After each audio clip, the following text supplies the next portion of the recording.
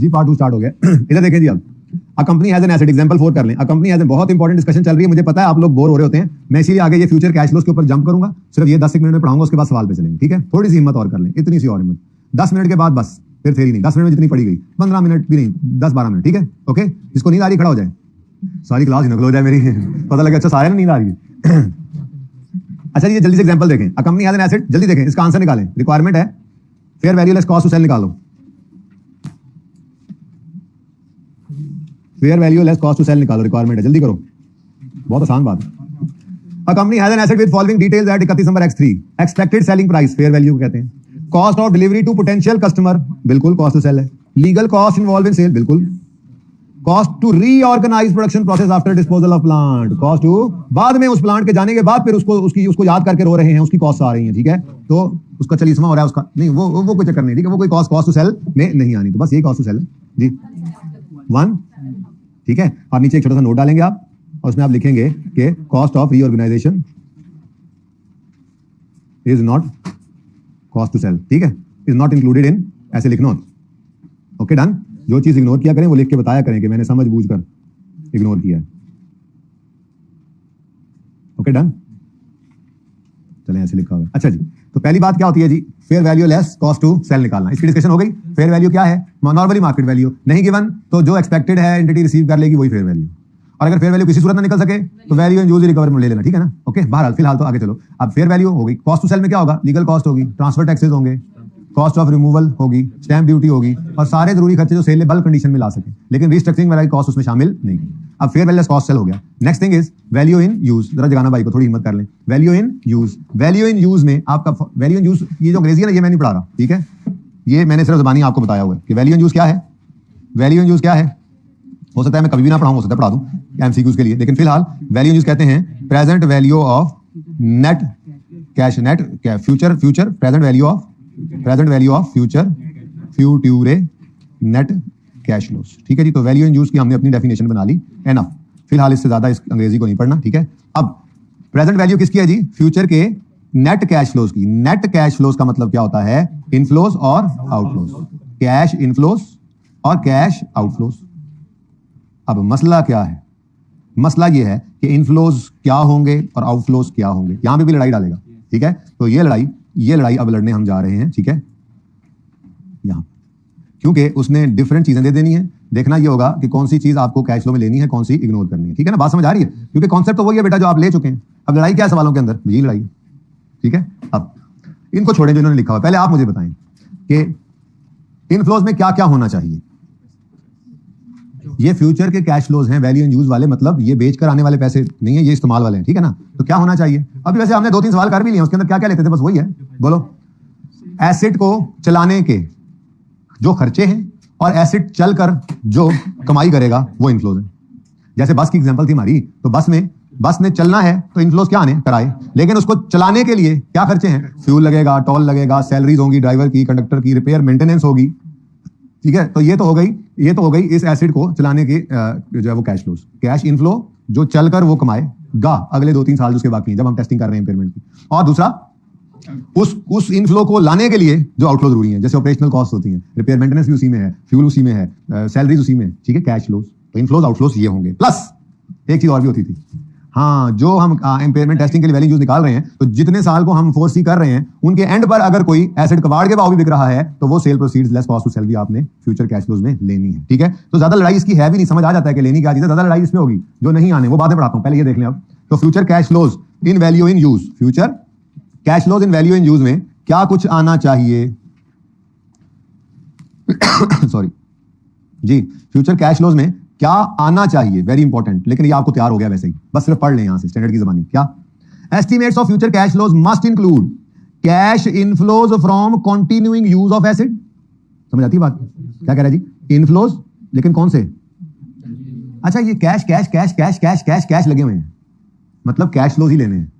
अभी बताऊंगा आगे जाकर, इनकम्स नहीं, एक्सपेंसेस नहीं। क्या मतलब बेटा? इनकम कमाल ही है, चलो बाद में देखते हैं। बहरहाल आई कैप ने इस बार ये छोटी सी बात सवाल में डाल दी थी, अक्सरियत बच्चों की गलत कर आई, उसको मतलब फीडबैक लेता है। उसने इनकम्स भी दी, कैश फ्लोज भी दिए। कैश फ्लोज लगे हुए हैं, फ्यूचर कैश फ्लोज, तो कैश फ्लोज लेने चाहिए ना। कैसे छोड़ें फिलहाल जी। कैश इनफ्लोज कहां से आए जी? From continuing use of asset, जिस एसिड की बात हो रही है उसके मुस्तकिल इस्तेमाल से, from continuing use of the asset. और ये जो इनफ्लोज कॉन्टिन्यूइंग यूज से आने हैं बेटा जी, ये वैसे थोड़े ही आ जाने हैं, हवा पे थोड़े ही चलता है एसिड, अनलेस के बायोलॉजिकल एसिड, उसको भी खैर चारा तो डालना ही पड़ता है, मुलाजिम तो उसके लिए भी रखना पड़ता है, ठीक है। जानदार पेड़ है, गां है, बकरी है, मुर्गी है, ये एसिड है। आ गया IS-41 आजकल पढ़ रहे हैं फेयर 2 वाले, स्टैंडर्ड है पूरा IS-41, उसमें एग्रीकल्चर है, वो यही पढ़ेंगे वहां पे जाके, लेकिन उनको भी खुराक तो डालनी पड़ती है, उनको भी मैनेज करना पड़ता है। खैर चले छोड़े, कैश इनफ्लोज जो हुए फ्रॉम कॉन्टिन्यूइंग यूज, तो क्या ये यूज होगा तो कोई खर्चे नहीं होंगे तो इधर देखना जरा, आउटफ्लोज क्या जी, that will be necessarily incurred to generate cash inflows from continuing use of that. इधर देखो, cash inflows from continuing use और cash outflows that will be जरूरीली इनकर्ड टू जनरेट ऊपर वाले इनफ्लोज। अब समझ आई बात की, cash inflows from continuing use, cash outflows that will be जरूरीली incurred to generate these inflows. सादा बात, किराया वगैरह आएगा और उस किराए वगैरह को लाने के लिए बस का चलना जरूरी है। चलाएगा कौन? ड्राइवर। किराया कौन इकट्ठे करेगा? कंडक्टर। जैसे मैं हूं आपकी क्लास का, बाई जगह दे दें, बाजी जगह दे दें, सीट बना लें, है जी। तो अभी वो रिजल्ट नजदीक आ गया तो थोड़ी सी अब जरा गुंजाइश थोड़ी सी कम हो गई। वो शुरू वाले बच्चे जो रोज का रोज काम छुट्टियों में चले जाते हैं ना, थोड़ी सी छुट्टियां करने लगे, रिजल्ट के बाद फिर वही पहले 2-4-5 दिन हफ्ता जो है वो कंडक्टर बनना पड़ता है ना। किया करें ऐसे, ठीक है ना, खुद ही जगह बनाया करें। उस्ताद है कंडक्टर है, कंडक्टर है। किस ने दिल में कहा? किस ने दिल में तो कहा? अच्छा, वो हाइब्रिड में आसे खड़ा कर कह रहा है, मैंने ठीक है जी, मैं कंडक्टर आप लोगों का। तो भाई ये किराए आए, उसके लिए बस का चलना जरूरी। चलेगी तो फ्यूल लगेगा, चलेगी तो टैक्स पे करना पड़ेगा, टोल टैक्स, चलेगी तो मेंटेनेंस करनी पड़ेगी, चलेगी तो चला कौन रहा है? ड्राइवर, उसको तनख्वाह देंगे। किराया कौन इकट्ठा कर रहा है? कंडक्टर, उसको तनख्वाह देंगे। तो cash inflows from continuing use and cash outflows that will be जरूरीली incurred to generate these inflows. These inflows मतलब cash inflows from continuing use. कोई मसला? दो चीजें हो गई। और तीसरी और आखिरी चीज, net disposal proceeds at the end of acids useful life. ठीक है जी, बस ये तीन ही चीजें, और ये तीन ही आपने देखी थी कि है, ठीक है। लेकिन लड़ाई कहां पड़नी है? बहुत सारी चीजों में से हमने पहचानना होगा। असल में ना उसने इसको जरा देखो ना, अब इसको जरा जनरल कर दिया। हर वो कैश फ्लो जो कंटिन्यूइंग यूज के लिए जरूरी है वो आउटफ्लो में लेना है। जैसे मैंने अभी कहा कि सैलरी और ड्राइवर ये भी जरूरी है, कंडक्टर की सैलरी भी जरूरी है, फ्यूल भी बस का जरूरी है, रिपेयर मेंटेनेंस भी जरूरी है, ठीक है। और इनकम टैक्स जो पे करेंगे आप, साल के एंड पे इनकम कमाएंगे, उस पे इनकम टैक्स जो पे करते हैं FBR को, वो भी जरूरी है बस को चलाने के लिए। और जो इंटरेस्ट दिया है, लोन लिया हुआ था उसके ऊपर, वो भी जरूरी है ना। समझ रहे हैं? थोड़ा थोड़ा क्या ख्याल है? कुछ समझ आई? चले, अच्छी बात है, अभी तैयारी भी होगी। अच्छा चले, अच्छा ये बड़ी ही इंपॉर्टेंट बात है। इसमें वो कहता है कि ये जो आपने नहीं वो नहीं आएगा, बताता हूं फिलहाल। ये देखो, future cash flows from continuing use जो है वो एस्टिमेट करने हैं for the asset in it's जो है जैसा है की बुनियाद पर ये डिसीजन मेकिंग हो रही है। क्या बोला मैंने? जो है जैसा है की बुनियाद, जो है जैसा है की बुनियाद, ठीक है। क्या मतलब?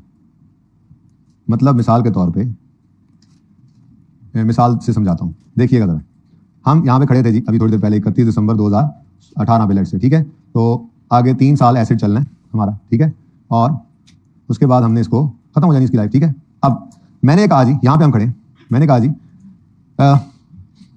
50 का इनफ्लो होगा और 20 का आउटफ्लो होगा, ठीक है। फिर दूसरे साल के अंदर ना ये ईयर 1 होगा, ये ईयर 2 है, ये ईयर 3 है, ठीक है ना। सही है, यूं कर लें, ये 19 है, ये 20 है, ये 21 है। फिर मैंने कहा जी 20 के अंदर ना, 20 के स्टार्ट में, ये तो 19 के एंड में पैसे आ गए, 20 के स्टार्ट में ना, 20 के स्टार्ट में मैंने अपनी बस के अंदर पिछली जो उसकी वो जगह होती है ना एंड वाली, ठीक है, उसको कटवा के उसके ना पीछे 5-6 सीटें 10 सीटें ऐड करवा लेंगे, ठीक है। ये क्या है? अपग्रेड हुआ या नहीं हुआ? 10 सवारियों की जगह बन गई या नहीं बन गई? अब जब 10 सवारियों की जगह बस तोड़ के मैंने आगे करके बना लिया है, तो इस अपग्रेड से, अच्छा इस अपग्रेड पे खर्चा आएगा। अच्छा खर्चा आ गया, लेट से मैं कहता हूं जी अगले साल मैं एक खर्चा करूंगा, ठीक है। अच्छा वो खर्चा जो भी इनफ्लो आउटफ्लो से पता है ना आपको, हम साल के एंड पे ले आते हैं, ठीक है ना। तो मैंने कहा जी मिसाल के तौर पे मुझे इसमें जो है वो 25 रुपए मुझे खर्च करने पड़ेंगे, ठीक है। ये किस लिए? ये किस लिए है? अपग्रेड के लिए। क्या किया जी मैंने? लेकिन अब जब अपग्रेड हुआ है, ये खर्चा किया है, पैसे खर्चे ने, सीटा वधिया ने, तो सवारी ज्यादा बैठेंगी, किराए ज्यादा आएंगे, तो लेट से मैं कहता हूं कि जी किराया बढ़ के 60 हो जाएगा, किराया बढ़ के 60 हो जाएगा, ये भी सेम ही रहेगा।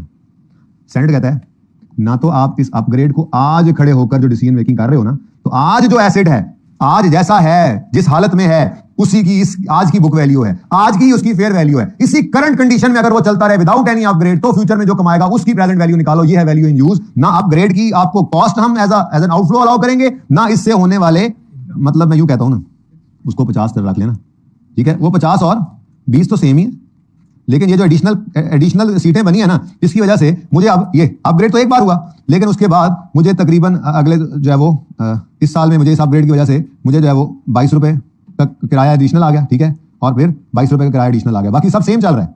ये जितने साल बाकी हैं उसके अंदर आपको पता है अब ये एडिशनल इनफ्लो आएगा। तो बोलो ये क्या है जी? एडिशनल इनफ्लो, ठीक है, ये एडिशनल इनफ्लो आ गया और ये अपग्रेड की कॉस्ट थी। तो स्टैंडर्ड ने क्या कहा आगे बढ़कर? स्टैंडर्ड ने कहा चक्कर ही कोई नहीं, ना तो आपको ये एडिशनल इनफ्लो अलाउड है ना ही ये आउट, ठीक है, क्योंकि हमने क्या कहा है, जो है जैसा है की बुनियाद पर, ठीक है जी। यानी ये फ्यूचर कैश फ्लो लेने हैं, ये इसी एसेट के लो।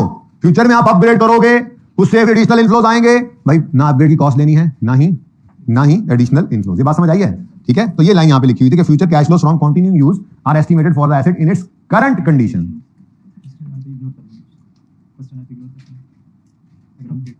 जी जाहिर है, ये इग्नोर ही करना है, और क्या लेने के लिए बताया कि कार्ड दें, सवाल में आएगा। अच्छा जी, तो ना अपग्रेड लेना है, इधर आगे लिखा हुआ है, ये लिखा हुआ है, ऐसी टेंशन नहीं, मैंने तैयारी पहले करा ली है, लेकिन ये लिखा हुआ है, लेट मी लब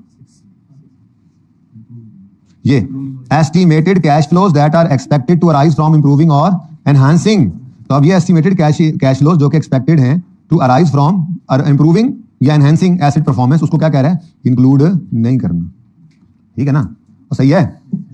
चले अब याद हुआ जी क्या क्या आना है, फिर वही बात होगी साथी, कैश इनफ्लोज कंटिन्यू यूज से और कैश आउटफ्लोज जो जरूरीली इनकर्ड होने हैं ताकि वो कैश इनफ्लोज आए जो कंटिन्यू यूज वाले हैं। और तीसरी चीज net cell proceed, net disposal proceed at the end of life. और ये सब कुछ किसमें हो? करंट कंडीशन वाला, ठीक है। ये इन्हीं चीजों से सवाल बन रहे हैं बस, बाकी तो इंपेयरमेंट आपको आती है, लड़ाई उसने कैश फ्लो में डाली होती है, ठीक है। अच्छा, कौन कौन सी चीज ना हो? डू नॉट इंक्लूड, इधर future cash flows in value in use में डू नॉट इंक्लूड, यानी future cash flow in value does not include, उसे डज लिखो। मैंने बोला था आपको डू नॉट इंक्लूड ये चीजें किसमें? वैल्यू इन यूज की कैलकुलेशन के जो फ्यूचर कैश फ्लोज है उनमें क्या क्या जी? नंबर 1 कैश इनफ्लोज और आउटफ्लोज, इनफ्लोज और आउटफ्लोज फ्रॉम फाइनेंसिंग एक्टिविटीज। इंशाल्लाह कैश फ्लो का टॉपिक पढ़ेंगे तो फिर देखेंगे। बहरहाल फाइनेंसिंग, आपने फाइनेंस कहीं से फाइनेंस अरेंज करने के ना दो ही रास्ते हैं किसी बिजनेस के पास, या ओनर घर से पैसे ले आए या दूसरों से पैसे मांगे, ठीक है, जिसमें जैसे बैंक भी है। तो बैंक से आप अगर पैसे लें तो उसको लोन कहते हैं।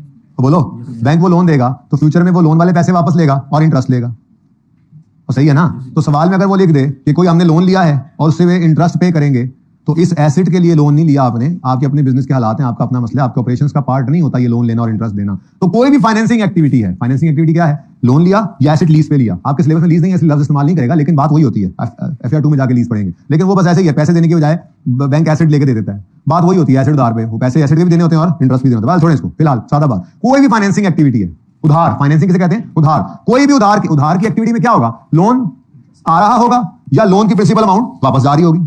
लोन प्रिंसिपल समझते हो ना? असल लोन का आना, लोन की प्रिंसिपल अमाउंट का आना और प्रिंसिपल अमाउंट का रीपे होना या इंटरेस्ट का पे होना, ये क्या है? Financing activity. तो कहता है कैश इनफ्लो हो, लोन आए, या कैश आउटफ्लो हो, लोन जाए या इंटरेस्ट के लिए कैश जाए, पे करो आप, ठीक है। ये आपने कभी भी इन कैश फ्लोज में नहीं लेना जो वैल्यू इन यूज में आप ले रहे होते हैं, फ्यूचर कैश फ्लोज के वैल्यू यूज निकालने के लिए ले रहे होते हैं, ठीक है। फॉर एग्जाम्पल लोन आया, लोन रीपे हुआ और उनका इंटरेस्ट, ओके, समझ आई? तो क्या चीज नहीं लेनी है?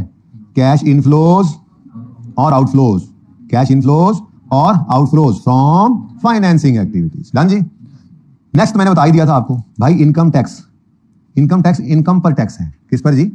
पूरा साल आप काम करते हैं, साल के एंड पर आपका जो प्रॉफिट बनता है उस प्रॉफिट पे आप हुकूमत पाकिस्तान को एक टैक्स की अमाउंट पे करते हैं, ये इनकम टैक्स है, ठीक है। ये नहीं लेना, क्योंकि उसने क्या कह दिया था? एसेट के कंटिन्यू यूज से जो इनफ्लोज आए और उनके लिए जरूरी इनकर्ड खर्चे। तो भाई इनकम टैक्स तो इनकम कमाकर उस पर दिया जाता है, उसका एसेट से कोई लेना देना नहीं होता है कि एसेट के चलाने के लिए ये इनकम, जो लोग इनकम टैक्स चोरी कर रहे हैं एसेट तो उनके भी चल रहे होते हैं, जो पे नहीं कर रहे हैं उन पर जुर्माना लगा देंगे, एसेट तो फिर भी चल ही रहे होते हैं, ठीक है। तो बहरहाल ये कोई जरूरी खर्चा नहीं है।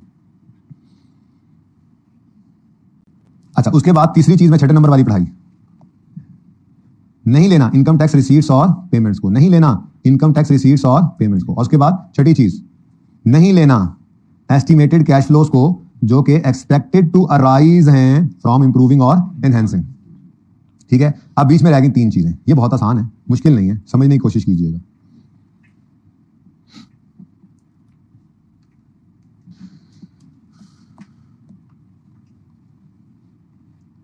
हम यहां खड़े हैं 31 दिसंबर 2020 पे, यहां पे खड़े होकर हम इंपेयरमेंट टेस्टिंग कर रहे हैं एसेट की, ठीक है जी। तो यहां खड़े होकर हमने कहा हमारे इस एसेट की बुक वैल्यू ये है और हमारे इस एसेट की रिकवरेबल अमाउंट के अंदर हमें दो चीजें चाहिए।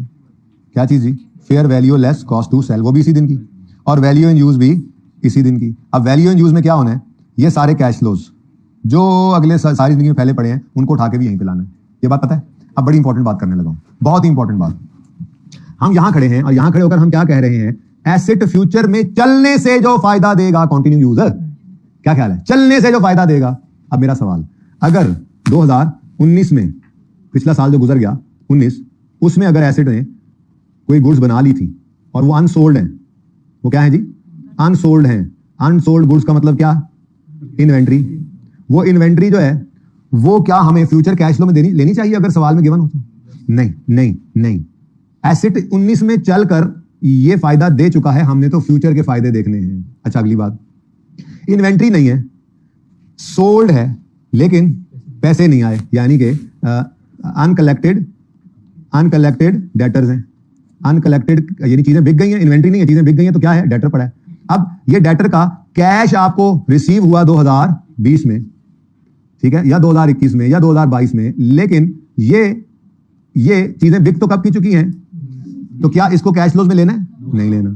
या अनपेड कोई अमाउंट्स हैं आपकी, एक्रूअल जिनको कहते हैं आप, ये भी एक्रूअल ही था। इनकम रिसीवेबल थी, एक्रूअल है, और एक्सपेंस पेएबल हो तो एक्रूअल है। शुरू करते हैं, चला एक्रूअल रिजल्ट के बाद, जरूरी है कराना वरना नहीं चलते आप लोग, ठीक है? 2-2.5 दिन लगते हैं, 3 भी लग जाते हैं, टिका के करते हैं, क्योंकि मटर है, मटर आइए 16 आलू है, मैंने कहा था, तो ये जो एक्रूअल है ये मटर है, मटर, ठीक है? ये अभी आगे IAS 23 में भी यूज होना है, गवर्नमेंट ग्रांट में भी, इसको हर टॉपिक में यूज हो रहा होता है, करेक्शन ऑफ एरर में भी आ रहा होता है, कैश फ्लो में भी होगा, एनपीओ में भी होगा, आगे तकरीबन हर टॉपिक के अंदर ये घुसा ही होता है। एक्रूअल के बगैर भी काम नहीं चलता, ठीक है ना? तो मटर शुरू करेंगे इंशाल्लाह रिजल्ट के बाद, वही बड़ा इंपॉर्टेंट है। हालांकि कहीं उसका चैप्टर ही कोई नहीं है, FAR 1 की किताब में एक्रूअल का कोई चैप्टर नहीं है, इंट्रो के अंदर है, ठीक है? लेकिन हमें पढ़ना पड़ेगा, 2 से 3 दिन लगाएंगे, कुछ सीधे पदरे होंगे, फिर आगे चल पाएंगे। नींद किसको आ रही है? निकल जाए क्लास से, चलें उठे निकलें। अच्छा, बस थोड़ी सी हिम्मत, मुझे पता है मैंने 10 मिनट का 12 मिनट कहा था और ये तकरीबन 20 मिनट हो गए हैं, बस 5 मिनट और दे दें, वो बात खत्म हो गई, आखिरी बात। नहीं क्लास नहीं खत्म, बस उसके बाद आगे करना है सवाल, फिर होमवर्क में आपके ऊपर फेंक के भेजना है। अच्छा, मैं क्या कह रहा हूँ, अनपेड अमाउंट है यानी क्रेडिटर्स हैं। बेटा क्रेडिटर्स का मतलब क्या है? जो बिजली मिसाल के तौर पे 2019 में हमारा प्लांट इस्तेमाल कर चुका था, तो वो नेसेसरली क्या था मैंने बोला लफ्ज? जरूरीली, हाँ जरा अच्छा है, जरूरीली जो खर्चे इनकर हुए थे 19 के कैश फ्लोज कमाने के लिए, वो तो 19 के अंदर था, यानी कि मशीन 19 में चल चुकी, तो बिजली तो 19 में खा चुकी थी। तो क्रेडिटर का मतलब क्या? बस बिजली का बिल आया नहीं था या पे नहीं किया था, आ गया था, तो डेट बाकी होगी ना। तो अगर 19 का कोई एक्रूअल है, पेएबल है, और उसको आपने 20 में पे किया है, तो वो आपने आउटफ्लो में नहीं लेना, ठीक है? कोई इन्वेंट्री हो ना लीजिएगा, कोई डेटर हो, रिसीट हो, इन्वेंट्री पड़ी है, वो कहता है जी इन्वेंट्री पड़ी है, या इन्वेंट्री पड़ी थी 19 में, बिकी है 20 में, तो आप क्या कहोगे? माना कि ये हमारी सेल है, मैं कौन सा P&L बना रहा हूं, सेल होगी हमारी, बाकी काउंटिंग नॉर्मल है, लेकिन इस वक्त इस एसेट के इंपेयरमेंट टेस्टिंग के लिए वैल्यू इन यूज में कौन सा कैश फ्लो लेना और नहीं लेना, ये बात हो रही है। ये तो मैं नहीं कह रहा कि इस रिसीट को रिसीट नहीं कहेंगे, वो अकाउंटिंग वही है जो आपने पढ़ी हुई है, डेबिट डेबिट सेल क्रेडिट इधर हो गया, इनकम इधर बन गई, रिसीट इधर हो गया, बस ठीक है? क्रेडिटर खर्चा हो गया, एक्सपेंस डेबिट पेएबल क्रेडिट इधर कर दिया, पैसे इधर आए तो फिर cash debit payable credit. Inventory यहां बन गई थी, inventory debit work in process, मतलब इन्वेंट्री बन चुकी है, खरीदी है या बनाई है, ये पड़ी आपके पास, बना ली आपने, पड़ी हुई है, ये बिकी इधर है, तो इसकी एंट्री, ये इस साल की इनकम है। मैं कब कह रहा हूं आपके काउंटिंग को आपको छेड़ रहा हूं? मैं तो कह रहा हूं सिर्फ future cash value in use की कैलकुलेशन में, IAS 36 की वैल्यू इन यूज की कैलकुलेशन में वो कहता है कि एसेट ने अब ये चल के अगले साल फायदा नहीं दिया, ये 19 में इन्वेंट्री बना चुका था, ये चीजें तो खैर दिख चुकी थी, ये बिजली खर्च कर चुका था ये एसेट, तो इसकी कोई रिसीट या पेमेंट 20 में आ रही हो तो उसको आपने नहीं लेना। ये नहीं कि अकाउंटिंग बदल गई है, IAS 36 के वैल्यू इन यूज की कैलकुलेशन के लिए इसको कैश फ्लोज में नहीं लेना। बेटा 19 में बन गई ना, तो हम 19 के एंड पे खड़े हैं, हम ये 19 लिखा हुआ है, सॉरी ये फिर इधर 19 लिख दें, सॉरी ये ऐसे लिख दें, आई एम सॉरी, ये अच्छा मैं जरा साल और लिखा था। हाँ भाईजान बन गई है, क्या ये इधर खड़े होकर आप कह सकते हैं एसेट फ्यूचर में इस्तेमाल होगा तो ये वाला फायदा देगा? इन्वेंट्री तो उसने बना दी, आपने बेची नहीं है, अनबिक्ड है, इन्वेंट्री एसेट ने बना दी है। आप यहां खड़े होकर क्या ये कह सकते हैं कि ये वाला जो मेरा प्लांट है ये इन्वेंट्री ये इधर बना रहा है या बनाएगा? फ्यूचर में बनाएगा? नहीं ना बनाएगा, बन चुकी ना। इसलिए अगर वो कहे कि फ्यूचर में इस इन्वेंट्री में बिकना है तो आप कहेंगे ये फ्यूचर का कैश फ्लो वैसे है कैश फ्लो, लेकिन IAS 36 कहता है कि वैल्यू इन यूज में हमने क्या करना है, इस एसेट के फ्यूचर में कंटिन्यूइंग यूज से जो कैश फ्लो आने हैं, तो ये कंटिन्यूइंग यूज से नहीं आने, ये तो पिछले यूज के अंदर आ चुके हैं। ये कैश फ्लो ना सही, ये तो फायदा दे चुका है, एसेट ये फायदा दे चुका है, ठीक है? ये कैश फ्लो सिर्फ इधर आया लेकिन ये चीज पहले बिक चुकी है, ये कैश फ्लो इधर निकला है लेकिन ये बिजली यहां खर्च हो चुकी है, तो इसलिए ये जरा टेक्निकल बात है जो परेशान करती है, ठीक है? तो बस आपने ये ध्यान में रखना है कि कोई डेटर इस पीरियड में रिसीव हो जाए, कोई क्रेडिटर इस पीरियड में पे हो जाए, मतलब हम यहां खड़े हैं तो अगले जो फ्यूचर के कैश फ्लो दे रहा है, तो फ्यूचर कैश फ्लो में कोई डेटर पे रिसीव हो जाए, कोई क्रेडिटर पे हो, या कोई इन्वेंट्री वो कहे कि ऑलरेडी पड़ी है, उसको बेचने से 20 में भी ये पैसे आ जाएंगे, तो आपने कहना इन्वेंट्री पड़ी है का मतलब क्या है? 19 में ये बन चुकी है, तो एसिड ये वाला फायदा 19 में दे चुका है, बेचा नहीं है तो अलग बात है। एसिड से ये फायदा अब 20 में नहीं आना, वो तो आपने, अब वो एसिड की नेचर बदल गई, अब वो इन्वेंट्री वाले एसिड का फायदा फ्यूचर में आना है। पीपीई का फायदा अब 20 में नहीं आना, वो 19 में आ चुका। पीपीई का फायदा क्या था, उसने इन्वेंट्री बना दी। ये टेक्निकल बात है थोड़ी सी ना, इसलिए मैं इस पर जोर लगा रहा हूं। डेटर क्रेडिट आसान लगता है, वो आसान लगता है, लेकिन बहरहाल कैश फ्लोज लेने हैं, लेकिन याद रखना कि एक्रूवल्स नहीं लेने। कोई रिसीवेबल रिसीव हो रहा है, कोई पेबल पे हो रहा है, उसको नहीं लेना। अच्छा, इन्वेंट्री को क्यों नहीं लेना? क्योंकि इन्वेंट्री इस वक्त खुद एक एसिड बन गया 31 दिसंबर 19 की शाम को। अब ये वाला फायदा, ये क्या है, ये इसको एसिड क्यों कहते हैं? इन्वेंट्री को कोई बताए मुझे, इन्वेंट्री को एसिड क्यों कहते हैं? ये फ्यूचर में क्या फायदा देगा? फ्यूचर में सेल होगा, तो इसका मतलब इसका तो अपना फायदा है कि इसने बिकने और फायदा देना है। और ये जो बना 19 में, तो एसिड ने, पीपीई ने, प्लांट, अगर मैं एनवायरमेंट से गुजारा तो उस प्लांट ने ये फायदा मुझे 19 में दे दिया। अब वहां से वो निकल कर इन्वेंट्री बन गई। अब इन्वेंट्री का बिकना या ना बिकना, ये इन्वेंट्री एक एसिड ही तो है, ये बिकेगा 20 में 21 में, जब भी बिके तब ले लेना फायदा। एसिड का ये फायदा बनी, एसिड ये फायदा दे चुका। ओके, तो ये 3 चीजों का आपने ध्यान रखना। ओके, चलें आगे, सिर पीड़ हो रही है। देखें जी, number 3, cash outflows that have already been recorded as liabilities. ठीक है, फिर cash inflows that have already been recorded as an asset. वो पहले उन्होंने वो लिखता, चलो खैर, बात समझ आ रही है, ये पजल बन गया क्रॉस। ठीक है, और तीसरी इन्वेंट्री वो यहां पे लिखी हुई नहीं, मैंने अपनी तरफ से बता दी। ठीक है, अच्छा, next, estimated cash flows that are expected to arise from future restructuring to which entity is not yet committed. अजीब सी बात है, कहता है जी फ्यूचर में आपने सोचा है कि आप फ्यूचर में आज खड़े होकर आप कह रहे हैं कि जी 2 साल 3 साल बाद हम इस एसिड को जब बेचेंगे तो उस वक्त रिडेंडेंसी कॉस्ट आ जाएगी, रीस्ट्रक्चरिंग कॉस्ट आ जाएगी। सादा बात, अगर कोई भी फ्यूचर की रीस्ट्रक्चरिंग कॉस्ट है, ठीक है, फ्यूचर रीस्ट्रक्चरिंग कॉस्ट को आपने एस्टिमेटेड कैश फ्लो जो कि फ्यूचर रिस्ट्रक्चरिंग कॉस्ट से अराइज होने का जो है वो लग रहा है आपको चांस, तो उसको आपने कभी भी नहीं लेना। लेकिन इंपॉर्टेंट क्या है, ये वो रिस्ट्रक्चरिंग है फ्रॉम अ फ्यूचर रिस्ट्रक्चरिंग जिसके लिए अभी एंटिटी ने कमिट नहीं किया। ठीक है, अब ये इतनी सी बात ध्यान में रख लें। अब इस अगली लाइन को भी छोड़ें, ठीक है, बल्कि मैं यूं कहता हूं कि फिलहाल सिर्फ इतनी बात कर लें, ये ब्रैकेट लगा दें। ठीक है, तो बस आपने इतनी सी बात अब ध्यान रखनी, जरा ये याद हो जाए ना। ठीक है, तो छोटी छोटी जो पेंडेंसीज हैं इनको फिर हम बाद में देखेंगे। ओके बेटा, सही है। अच्छा, अभी मैंने सिर्फ इतनी सी बात की, खैर पहले जरा कंक्लूड कर लें, क्योंकि ये बहुत बड़ा एरिया था समझो स्टैंडर्ड का, क्योंकि हर सवाल में यही मसला आना है। सादा बात, क्या इंक्लूड करना है? पहली बात, fair value less cost to sell लेनी। तो फेयर वैल्यू क्या है? Market value. ना एक्टिव मार्केट हो तो जो एक्सपेक्टेड है एंटिटी को रिसीव होगा वही फेयर वैल्यू। कॉस्ट सेल में क्या हो? Legal cost, stamp duty, transfer taxes, removal की कॉस्ट और हर वो खर्चा जो सेलेबल कंडीशन में उसको ले आए। फिर रिस्ट्रक्चरिंग की कॉस्ट, रिडंडेंसी की कॉस्ट है वो एसिड की डिस्पोजल की कॉस्ट में शामिल नहीं करनी। फिर अगली बात आई, वैल्यू इन यूज क्या है? मैंने कहा अंग्रेजियां छड्डो, वैल्यू इन यूज ये है, वैल्यू इन यूज ये है, present value of future net cash. अब फ्यूचर कैश फ्लो में क्या हो क्या ना हो, हमने कहा जी 3 चीजें हों। क्या? कॉन्टिन्यूइंग यूज से आने वाले इनफ्लो और वो खर्चे जो जरूरीली इनकर्ड हो इन कॉन्टिन्यूइंग यूज वाले इनफ्लो को कमाने के लिए, और तीसरा net cell proceed at the end. लेकिन अपग्रेड वाली कॉस्ट और उस अपग्रेड से होने वाले एडिशनल इनफ्लोज, ये दोनों की इजाजत नहीं है, ये दोनों की इजाजत नहीं है। ये इंक्रीमेंटली था ना चन भाई, एडिशनल इनफ्लो इस वाइस नहीं लिया हमने, हाँ नहीं लेना। ठीक है जी। अच्छा, उसके बाद क्या क्या शामिल ना हो? फाइनेंसिंग एक्टिविटी कोई कैश फ्लो नहीं लेना। इनकम टैक्स की रिसीट पेमेंट रिफंड भी हो जाता है ना, रिसीट पेमेंट नहीं लेनी आपने। उसके बाद कोई एक्रूवल्स नहीं लेने, कोई ऐसा, इधर कहता है कोई ऐसा इनफ्लो जो ऑलरेडी एसिड बन चुका, डेटर, कोई ऐसा आउटफ्लो जो ऑलरेडी लायबिलिटी बन चुका, क्रेडिटर या पेएबल। ठीक है, और कोई ऐसा कैश फ्लो जो कि एक्सपेक्टेड है कि अराइज हो फ्रॉम फ्यूचर रिस्ट्रक्चरिंग। बस इतना याद रखो, एमसीक्यूज के लिए जरूरत नहीं है इसकी। और estimated cash flows that are expected to arise from improving और एनहांसिंग एसेट्स परफॉर्मेंस। जो इंप्रूविंग या एनहांसिंग, जिसको हमने अभी क्या कहा था थोड़ी देर पहले, अपग्रेड। तो अपग्रेड से आने वाले, उधर से क्या कहा, उससे क्या कहा, करंट कंडीशन के अंदर जो कैश फ्लोज हो उनको लेना है। अब यहां पे क्या कह रहा है कि जो cash flows expected to arise from improving and enhancing हो उसको नहीं लेना। ठीक है, तो सही है। अच्छा, अगली चीज ये पढ़ाऊंगा बाद में, वैसे आसान सी बात है, लेकिन डिस्काउंट रेट कौन सा लेना है ये यहां पर लिख लें अपने पास। देसी झटके तरीके से बस समझा देता हूं, फिर यहां से भी अंग्रेजियां पढ़ लेंगे। अंग्रेजियों का क्या है, अंग्रेजियां तो पढ़ते ही रहते हैं भाई। 2 तरह के डिस्काउंट रेट आपको सवाल में गिवन हो सकते हैं। एक होता है प्री टैक्स और दूसरा है पोस्ट टैक्स। अब प्री टैक्स और पोस्ट टैक्स का मतलब क्या है, कोई ये बता दें। प्री टैक्स का मतलब ये है कि हमने अभी उसमें से डिस्काउंट रेट, ये असल में ना एमएफए में शायद सीखते हो, शायद ना सीखें आप, लेकिन आगे जाके तो सीखेंगे ही। ठीक है, बीएफडी के अंदर तो ये डिस्काउंट रेट कैसे निकलता है। बहरहाल फिलहाल सादा अल्फाज में समझाने की कोशिश करता हूं, मेरे सिलेबस में तो है नहीं। ठीक है, बहुत आगे की बात है। प्री टैक्स का मतलब आपने जो एस्टिमेशन की है उसमें टैक्स को मद्देनजर नहीं रखा, मलहूजे खातिर नहीं रखा, और फिर आप एस्टिमेशन कर रहे हैं अपनी फ्यूचर की टैक्स को साइड में करके। और पोस्ट टैक्स का मतलब क्या है, आपने फ्यूचर के जो इंटरेस्ट रेट डिस्काउंटिंग के लिए होता है ना, आपने फ्यूचर की जो डिसीजन मेकिंग अपनी करने का सोचा है उसमें आपने टैक्स को भी मद्देनजर रखा है। आपके ख्याल में क्या होना चाहिए? देखो भाई, मद्देनजर रखना चाहिए टैक्स को। नहीं रखना चाहिए। अच्छा, क्यों नहीं रखना चाहिए? नहीं, वो तो एसेट की बात हो रही है ना। तो फ्यूचर के अंदर जो टैक्सेस होते हैं, कोई इनकम टैक्स का, कोई असल में सुने मेरी बात, टैक्स हमारे हाथ में नहीं है, ठीक है ना। तो हम आज टैक्स को सामने रख के डिसीजन मेकिंग करें तो क्या हमने कोई हम लोग पक्की बात कर सकते हैं कि टैक्स इतने रहेंगे या ये रहेगा वो रहेगा? तो मारे जा सकते हैं ना। इसलिए हम अपनी डिसीजन मेकिंग के अंदर पोस्ट टैक्स कभी भी रेट नहीं लिया करेंगे। हमेशा कौन सा रेट लेंगे? Pre tax. ठीक है, कौन सा टैक्स रेट लेना है जी हमने? Pre tax.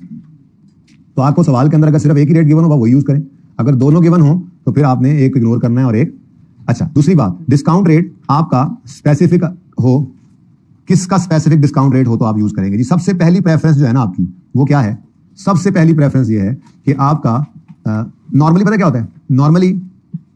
नॉर्मली आपका इंडस्ट्री का, पूरी इंडस्ट्री का, यानी जैसे मिसाल के तौर पे आप ऑटोमोबाइल इंडस्ट्री में, तो उसका कोई इंटरेस्ट रेट वो दे देंगे। अब आप भी ऑटोमोबाइल में ही है तो ठीक है, आपने ये ले लिया, एक ही रेट है, अच्छी बात है। अच्छा, कभी कभी वो यूं शरारत करता है कि वो कहता है कि इंडस्ट्री नहीं, स्पेसिफिक बिजनेस, यानी ऑटोमोबाइल में भी आप क्या करते हैं जी? हम तो वो बनाते हैं, टायर बनाते हैं जी ऑटोमोबाइल में, या हम रीम बनाते हैं, या हम जो है वो शॉक बनाते हैं, कोई एक उसमें से इंडस्ट्री अलग से। तो ऐसी शरारत कर देता है, इंडस्ट्री में फलां बिजनेस जो है उसका रेट ये है। अब अगर मुझे ये दो रेट दे दें, प्री टैक्स उठाना है लेकिन ये दो दे दे, कौन सा ज्यादा बेहतर है? मेरे ख्याल में बिजनेस वाला। ये और स्पेसिफिक होती जा रही है ना बात। और बोलो, आपने अपने एसेट का इंपेयरमेंट टेस्ट से गुजारना है तो सबसे बेहतर डिस्काउंट रेट कौन सा है? जो आपके स्पेसिफिक बिजनेस का मिल जाए ना कि इंडस्ट्री का। इंडस्ट्री में तो गाड़ियां बनाने वाले भी बैठे हुए हैं, शीशे बनाने वाले भी बैठे हुए हैं। अब अगर आपको वो टायर बनाने वाले का रेट दे रहा है तो ज्यादा बेहतर है कि पूरा ऑटोमोबाइल का ज्यादा बेहतर है? अगर तो ऑटोमोबाइल का ही है तो ठीक है, अगर ये दोनों है तो बेहतर कौन सा है? एक शरारत इससे भी आगे बढ़ जाती है कभी कभी, और वो क्या है? सवाल में लिख देता है आप ये किसकी बात कर रहे हैं? कौन से एसेट की बात कर रहे हैं? हमने कहा यार हमारा ये जो प्लांट है ना, प्लांट जो लगा हुआ है जहां पे हम टायर बनाते हैं, कहता है इस प्लांट का स्पेसिफिक रेट भी मैं दे देता हूं, ये पकड़ो। आप कौन सा यूज करेंगे? अब फिर इस प्लांट स्पेसिफिक रेट, कुछ अच्छा तो रेट हो ही कोई नहीं सकता। तो ये तो है, ज्यादा चीजें दे दे तो कौन सा लेना है, कौन सा इग्नोर करना है। ठीक है, तो प्रेफरेंस क्या होगी? अगर स्पेसिफिक रेट दे तो फर्स्ट प्रेफरेंस एसेट, नहीं है तो बिजनेस वाला, नहीं है तो इंडस्ट्री वाला भी चलेगा। सिर्फ रेट लिखा हुआ है तो बस वही हमारा है, फिर तो टेंशन ही कोई नहीं। लेकिन वो कहां पे आपसे शरारत क्या कर सकता है? वो दो रेट्स देगा, प्री टैक्स पोस्ट टैक्स, और साथ ही आगे क्या देगा? इंडस्ट्री स्पेसिफिक या और एसेट स्पेसिफिक या बिजनेस स्पेसिफिक। तो आपने कौन सा लेना है? वो तरतीब मैंने आपके सामने रख दी। ओके, अब इसको भी जरा पढ़ लीजिएगा एक बार, ये पेंडिंग नहीं है, इसको जरा पढ़ लीजिएगा। ठीक है जी बेटा।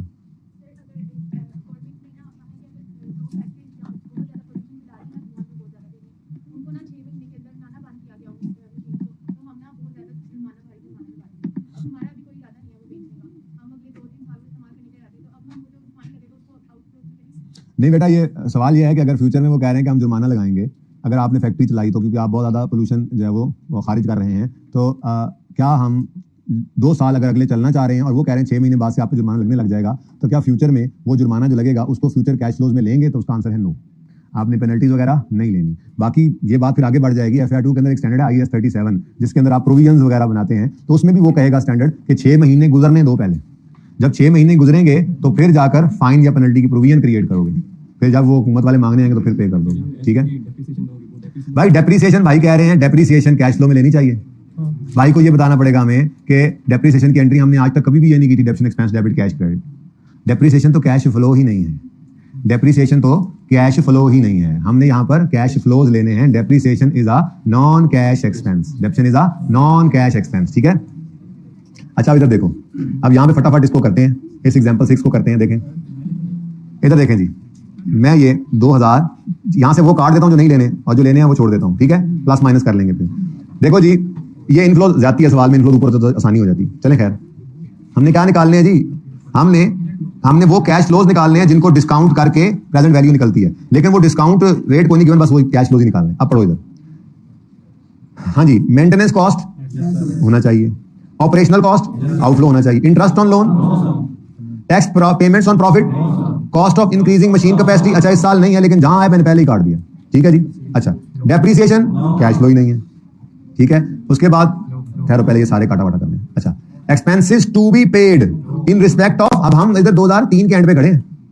ठीक है, ये 2000, ये growth rate in the business 2003। अच्छा, और ये 31 दिसंबर 2003 पे खड़े होकर वैल्यू यूज निकालनी है, तो ये 2003 तो यहां बनता है। इसका कोई खर्चा 4 में अगर पे हो रहा है तो नहीं, ये तो एक रूल है। ठीक है, चलो ये ना सारा डोला से आगे। बेसिक इनफ्लोज नोट 1 देख लेना, लेकिन ये होना है। ओके, एक्स्ट्रा प्रॉफिट, ये देखो अपग्रेड देखो, अपग्रेड कब हुआ था? 2005 में। तो 2005 से फिर एक्स्ट्रा प्रॉफिट्स आने लग गए उस अपग्रेड से। तो ना तो अपग्रेड की कॉस्ट मैंने कहा था लेनी है, ना ही उससे आने वाले एक्स्ट्रा प्रॉफिट। ठीक है, लेकिन अगली बात, छोटी सी बात वो ये कर रहा है कि यूजफुल लाइफ, अब बात ही हो रही है मशीन की। ठीक है, और वो कह रहा है कि नोट 1 में कैश इनफ्लोज जो हैं वो मशीन के 40% है और प्लांट के 60% है। तो इसका मतलब ये तो सिर्फ मशीन की बात नहीं कर रहा है, प्लांट और मशीनरी है, ठीक है। लेकिन ऊपर आउटफ्लोज के बारे में उसने ऐसी कोई बात नहीं की, सिर्फ उसने क्या कहा है बेसिक इनफ्लोज के बारे में कि बेसिक इनफ्लोज में कैश फ्लोज कहां से आ रहे हैं, ठीक है। तो आपने क्या करना है, आपने इनको लेना तो जरूर है लेकिन 40%, ठीक है। अब 40% करें इसका 400, इधर 480 और इधर 560। ये बात समझ आई? तो बोलो। अच्छा अगली बात, ये आउटफ्लोज बन जाएंगे। आपने पहले इनफ्लोज लिख लेना, ऊपर ये आउटफ्लोज। तो नेट करें तो क्या आता है, ये देखें 400, इधर देखना जरा, 400 माइनस 300, 100 आ गया नेट कैश फ्लो। तो बोलो, ये देखो जरा, यहां पे मैंने सवाल कर दिया फटाफट। जी बच्चों इधर देखो, ये जनाब नेट कैश उठ गुस्सा है लाला। जी बच्चों ये पता नहीं आगे क्यों ले गया मैं, देखते हैं। बहरहाल जनाब पहले साल का कैश फ्लो कितना है जी नेट में, नेट कैश फ्लो बताओ, नेट कैश फ्लो 100 आ गया पहले साल का। ऐसे ही 480 माइनस 220 माइनस 120 140, फिर जी 560 माइनस 240 माइनस 80 240। अब वैसे तो ये 3 साल यहां पे हम खड़े हैं, ये और यहां खड़े होकर 1 2 3 साल पूरे हो गए। लेकिन एक नई मुसीबत आ गई, वो कहता है यूजफुल लाइफ ऑफ मशीन जो है वो, ये तो ये अब क्या करें। अब कोई ना कोई ग्रोथ रेट देगा जिससे वो कहेगा कि आप तीसरे चौथे साल से आगे ऐसे रेट से ग्रोथ करा लो कैश फ्लोज की, ठीक है। वो कहता है growth rate in the business in 20x3 was an unusual 15%, where average growth rate over last 5 years is industry का 10%, बिजनेस का 8। अब देखो जी, ये तो ग्रोथ रेट की बात होने लगी, डिस्काउंट रेट की बात नहीं हो रही, लेकिन फिर भी रेलेवेंट है बात, ठीक है। अनयूजुअल को तो कभी भी नहीं लेते हम, अनयूजुअल चीजें फ्यूचर की डिसीजन मेकिंग के अंदर यूज नहीं करनी है, ये तो कभी कभार होने वाला मामला है। नॉर्मल चीजों के ऊपर ही डिसीजन मेकिंग हो रही होती है फ्यूचर की। दूसरी बात, इंडस्ट्री और बिजनेस दोनों गिवन है, तो ज्यादा रेलेवेंट क्या है, ज्यादा बिजनेस रेलेवेंट है, तो आपने बिजनेस वाला 8% लेना है। और ये देखो अब वो क्या कह रहा है, calculate future net cash flow to be used in calculation of value in use assuming that a 5-year projection is considered to be. इसका मतलब प्रोजेक्शन कितने साल की करनी है। अब अगर ग्रोथ रेट बिजनेस का हमने कहा है 8% है, तो फिर ये जो 240 आया था ना, 240, इस 240 को ही लेकर आगे चले। पागलों की तरह ये ना करना कि हर चीज को ही आप अलग अलग बढ़ाओ। जब आपने ये 240 नेट में आपको मिल गया है, आप ऊपर से इसको बढ़ाओ, इसको बढ़ाओ, इसको भी बढ़ाओ 8%, तो अल्टीमेटली इसी को बढ़ा लो। कैसे बढ़ाओगे, कैसे बढ़ाओगे बोलो।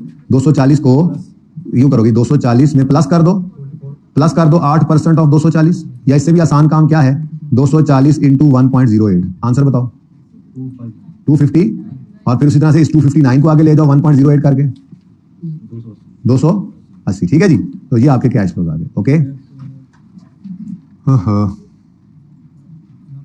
अल्लाह हाफिज बेटा, जाओ इसको निकालो यार क्लास से, निकाल दो इसको, पक्का ही निकाल देते हैं, निकालो यार इसको क्लास से।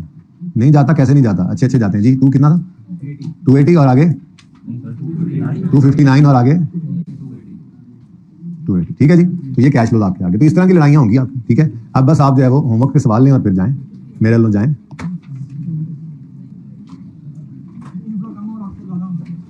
ऐसा नहीं होगा बेटा, फिर कौन सी वैल्यू इन यूज, फिर कोई यूज की वैल्यू है, यूज की कोई वैल्यू नहीं है, फिर जीरो ही ले लेना, नेगेटिव तो नहीं होगा जी। हाँ, क्योंकि उसने कहा है कैश फ्लोज हैं वो निकल रहे हैं 40% मशीन से और बाकी प्लांट से, उसने खुद अलग कर दिया ना। अच्छा सुने जी, इधर देखें क्वेश्चन 4, पता नहीं इसमें क्या है, अल्लाह आपका हामी नासिर हो, बस अल्लाह ही मालिक है, खुद ही करिएगा, देखी जाएगी। और क्वेश्चन 5 भी करेंगे आप, ये दोनों सवाल आपने कर डालने हैं। 6 में रिवर्सल है इसलिए अभी ये नहीं कर सकते। तो पेज नंबर 342 पर क्वेश्चन नंबर 4 अपना लेवल चेक करें बस। आप ये सादा रीवैल्यू, सादा इंपेयरमेंट के सवालों के हद तक, यानी रिवर्सल ना हो, अगर इंपेयरमेंट के हद तक आप पास पेपर के जो अच्छे सवाल हैं वो उनसे लड़ने के काबिल हो चुके हैं, ठीक है जी। अल्लाह हाफिज।